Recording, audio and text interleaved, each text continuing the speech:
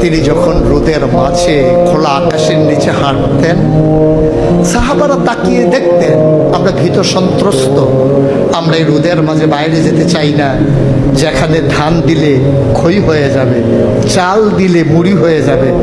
প্রচন্ড গরমের মাঝে তিনি হাঁটেন কেমনে? অবাক বিশ্বে উপরের দিকে তাকিয়ে দেখতেন নবী হেঁটে যায়, আর নবীর মাথার উপরে একটা মেঘের টুকরা ছায়া হয়ে হয়ে পাশে পাশে যায়।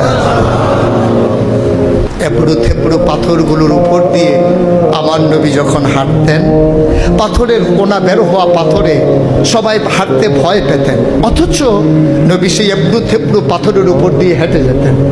তারা চিন্তা করতেন নবীর কদমের নিচে এই শক্ত পাথর পড়লে উনি কি ব্যথা পান না?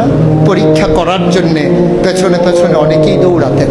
দৌড়ে দৌড়ে নবীর কদম মুবারকের নিচে যে পাথর পড়ে গিয়েছিল ওরা হাতে তুলে দেখতেন নবীর কদমের সম্মানে শক্ত পাথর তুলার মতো নরম হয়ে গেছে।